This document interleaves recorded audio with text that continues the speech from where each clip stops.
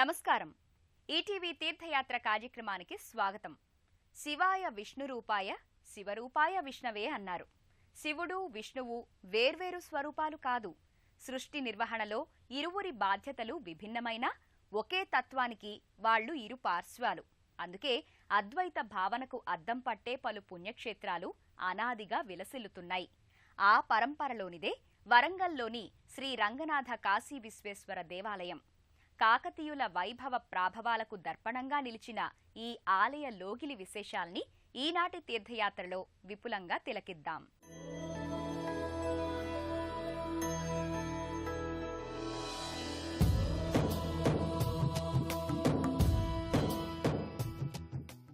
కాశీబుగ్గ క్షేత్ర ఆవిర్భావాన్ని గురించి, అక్కడ నెలకొన్న శివాలయం గురించి పలు గాథలు ప్రచారంలో ఉన్నాయి. ప్రఖ్యాత శివకవి పాల్కురికి సోమనాథుణ్ణి దర్శించిన ప్రతాపరుద్ర చక్రవర్తి పరమశివుని ప్రత్యక్షం చేసుకునే మార్గం సూచించమని వేడుకున్నాడు. శివ వ్రతాచరణ వల్ల శివ సాక్షాత్కారం సాధ్యమవుతుందని సోమనాథుడు చెప్పాడు.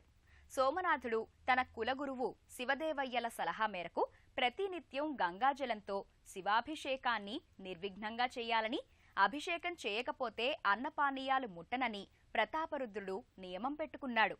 3500 మంది సేవకుల్ని కాశీ నుంచి ఓరుగల్లు దాకా నియమింపజేసి గంగాజలాన్ని అంచెల వారీగా తెప్పించాడు. అలా ప్రతాపరుద్రుడు శివానుగ్రహాన్ని అందుకున్న దివ్య స్థలమే నేటి కాశీబుగ్గ. కాకతీయులేలిన ఓరుగల్లు సీమ ఎన్నో సుప్రసిద్ధ పుణ్యక్షేత్రాలకు ఆలవాలం. కాకతీయులు ప్రధానంగా శివారాధకులైన పరమత సహనం ఉన్న చక్రవర్తులు. అందుకే శివాలయాలతో పాటు అదే లోగిలిలో విష్ణు అవతారాల మూర్తుల్ని కూడా ప్రతిష్ఠింపచేశారు. ఆ నేపథ్యంలోనిదే వరంగల్ కాశీబుగ్గ ప్రాంతంలోని శ్రీ రంగనాథ కాశీ విశ్వేశ్వర స్వామి దేవస్థానం. చరిత్రను పరిశీలిస్తే శాతవాహన చక్రవర్తుల తరువాత సువిశాలమైన సుస్థిరమైన మహాసామ్రాజ్యాన్ని పాలించిన ఖ్యాతి కాకతీయుల సొంతం. ప్రస్తుతం మనం వరంగల్ అని పిలుచుకుంటున్న ఓరుగల్లు రాజధానిగా దక్షిణాపథమంతటినీ పాలించిన కాకతీయులు కళాపోషణకు, ఆధ్యాత్మిక అనురక్తికి పెట్టింది పేరు. అలాంటి కాకతీయ రాజులలో చివరివాడైన ప్రతాపరుద్రుడు కాశీబుగ్గ శివాలయాన్ని నిర్మించినట్టు చారిత్రక సారస్వత ఆధారాల్ని బట్టి తెలుస్తోంది. వరంగల్ కాశీబుగ్గ ప్రాంతంలోని రంగనాథ, కాశీ విశ్వేశ్వరాలయాలు ఒకే లోగిలిలో అలరారుతుంటాయి. కాశీ విశ్వేశ్వరాలయ ప్రవేశ ద్వారంపై పరమేశ్వర విగ్రహం ప్రసన్న వదనంతో గోచరమవుతుంది. ఈ మూర్తికి కాస్త దిగువన గాయత్రీమాత విగ్రహముంది. ఆలయ ప్రాకార గోడలపై కాశీబుగ్గ క్షేత్ర ఆవిర్భావానికి సంబంధించిన స్థలపురాణ శిల్పాలు గోచరమవుతాయి. ఇక్కడే నటరాజస్వామి మూర్తి, అర్ధనారీశ్వర మూర్తులు సజీవ కళతో అలరారుతుంటాయి. ఆలయం ముంగిట ఉన్న ధ్వజస్తంభం సమక్షంలో ఆంజనేయస్వామి ప్రతిమ ఉంటుంది. రుద్రాంశ సంభూతుడైన ఆంజనేయుడు సదా పరమేశ్వరుణ్ణి సేవించుకుంటాడు. ధ్వజస్తంభ లోగిలిలో ప్రదక్షిణాపథంలో 12 జ్యోతిర్లింగాలకు సంబంధించిన శిల్పాకృతులు భక్తుల్ని ఆకట్టుకుంటాయి. గణేశ, లక్ష్మీ, సరస్వతుల మూర్తులు, శివపార్వతుల కళ్యాణ ఘట్టానికి సంబంధించిన శిల్పాకృతి, వరంగల్ భద్రకాళీమాత, దత్తాత్రేయ స్వామి, శ్రీవల్లీ దేవసేన సుబ్రహ్మణ్య స్వామి, అయ్యప్ప, కనకదుర్గ, కొమరవెల్లి వీరభద్రస్వామి, షిరిడీ సాయిబాబా, గణేశ, షణ్ముఖ సహిత పార్వతీ పరమేశ్వరులు, జంటనాగుల మూర్తులు ఈ ఆలయ ప్రాంగణంలో భక్తుల్ని విశేషంగా ఆకర్షిస్తాయి. ఈ సన్నిధానంలోకి ప్రవేశించగానే ఈ దేవతామూర్తులన్నీ భక్తుల మనోసీమల్ని భక్తిభావబంధురం చేస్తాయి, ఆధ్యాత్మిక తాదాత్మ్యాన్ని కలిగింపచేస్తాయి. ప్రతాపరుద్రుడు అంచెలంచెలుగా గంగాజలాన్ని కాశీ నుంచి ఓరుగల్లుకు తెప్పించసాగాడు. 3 సంవత్సరాల పాటు ఈ వ్రతం అవిచ్ఛిన్నంగా కొనసాగింది. ప్రతాపరుద్రుని దృఢమైన భక్తిని పరీక్షిద్దామని పరమేశ్వరుడు సంకల్పించాడు. ఏకబిగిన వారం రోజుల పాటు మహాభారీ వర్షం కురిపించాడు. దాంతో గంగాజలాలు కాశీ నుంచి ఓరుగల్లుకి చేరలేదు. వారం పాటు ప్రతాపరుద్రుడు ఉపవాసం చేశాడు. ఈశ్వరుణ్ణి అనుగ్రహించమని వేడుకున్నాడు. దాంతో శివుడు ప్రత్యక్షమై ఓరుగల్లుకి ఉత్తరాన ఏనుగు తొండం ప్రమాణంలో గంగాజలాలతో నీటిబుగ్గ ఏర్పడుతుందని, ఆ జలంతో తనని నిత్యం అభిషేకించి వ్రతాన్ని కొనసాగించమని నీలకంఠుడు సూచించాడనేది స్థలపురాణం. ఈ గాథ ఏకామ్రనాథుడు రచించిన ప్రతాపరుద్ర చరిత్రలోనూ, కాశ్య సర్వప్ప రచించిన సిద్ధేశ్వర చరిత్రలోనూ గోచరిస్తుంది.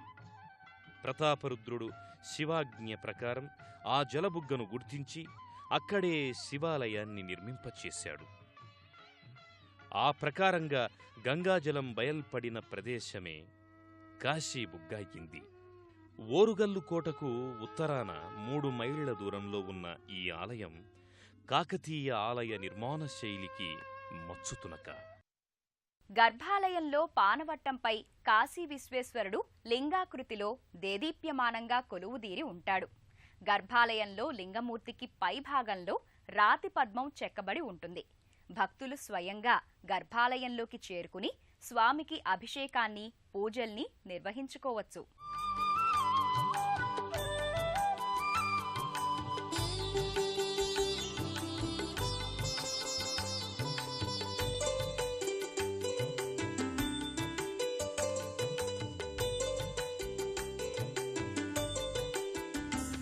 विश्वेश्वराय नरकान्तकतारणाय कर्णामृताय शशिशेखरधारणाय कर्पूरकान्तिधवलाय जटाधरा.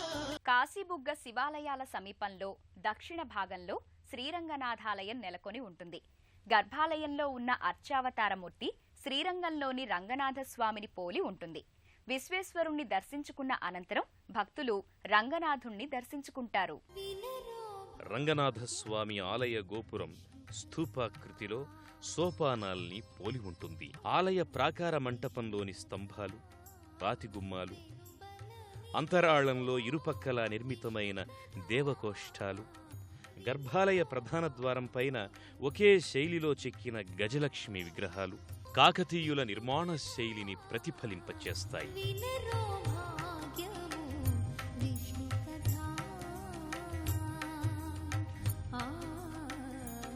గర్భాలయానికి ఇరువైపులా విష్ణుమూర్తి, లక్ష్మీదేవి ప్రతిమలుంటాయి.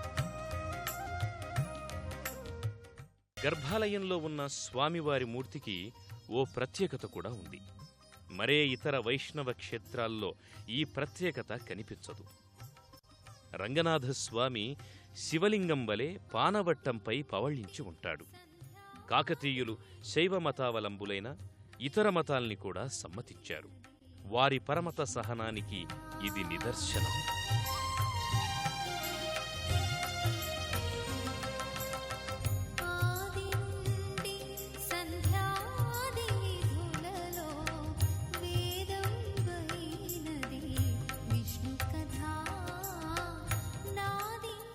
పెద్ద పానవట్టంపై అమరిన రంగనాథుని ప్రతిమ సజీవ కళతో అలరారుతుంటుంది.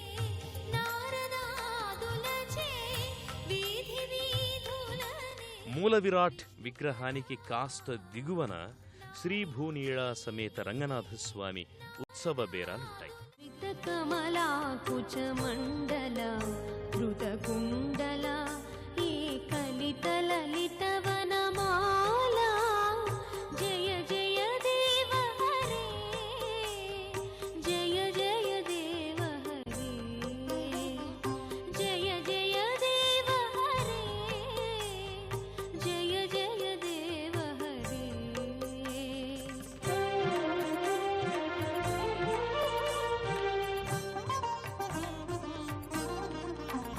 స్వామి సన్నిధి పక్కనే రామానుజాచార్య స్వామి మందిరం ఉంటుంది. రామానుజుల నెలవు పక్కనే ఆండాళ్ సన్నిధానం ఉంటుంది. కలికి చిలకల కొలికిగా రంగనాథుణ్ణి వలచి వరించి పరిణయమాడిన గోదాదేవికి ఇక్కడ ధనుర్మాసంలో ప్రత్యేక పూజాధికాల్ని నిర్వహిస్తారు. గర్భాలయం ఎదురుగా ధ్వజస్తంభ సమీపంలో గరుడ సన్నిధి ఉంటుంది. ఈ సన్నిధిపై శ్రీరాముని విగ్రహం విరాజిల్లి ఉంది.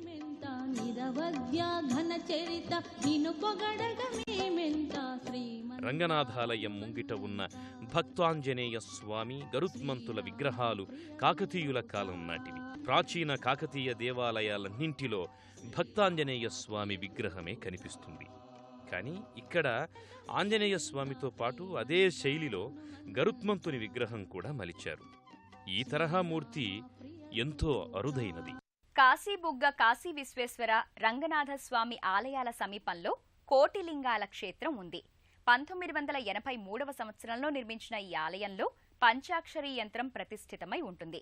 విలక్షణ భరిత శివాలయంగా వరంగల్ ప్రాంతంలో ఇది ప్రసిద్ధి పొందింది. కోటిలింగాల శివసన్నిధిపై భారీ శివలింగాకృతే గోపురమై భాసిల్లుతుంది.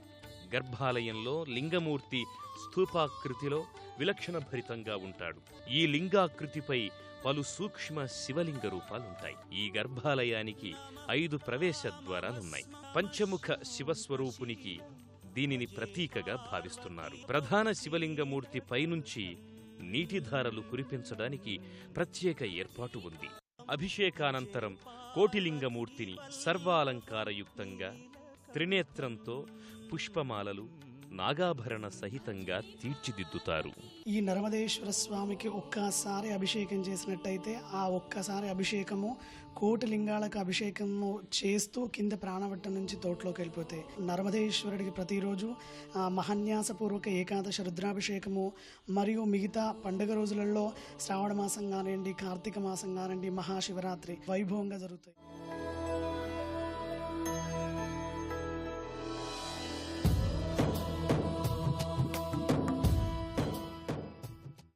కాకతీయుల ఆధ్యాత్మిక చింతనా ధోరణికి కాశీ విశ్వేశ్వర రంగనాథాలయాలు ప్రత్యక్ష దర్పణాలు.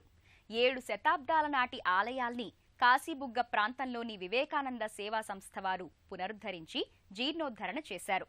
కాలగతిలో కలిసిపోయిన దివ్య ఆధ్యాత్మిక ఆరామాలకు ప్రాణప్రతిష్ఠ చేశారు. ఈ దేవాలయాల సందర్శనం భక్తులకు సన్మంగళప్రదం. మరో క్షేత్ర సందర్శనంతో మళ్లీ కలుద్దాం.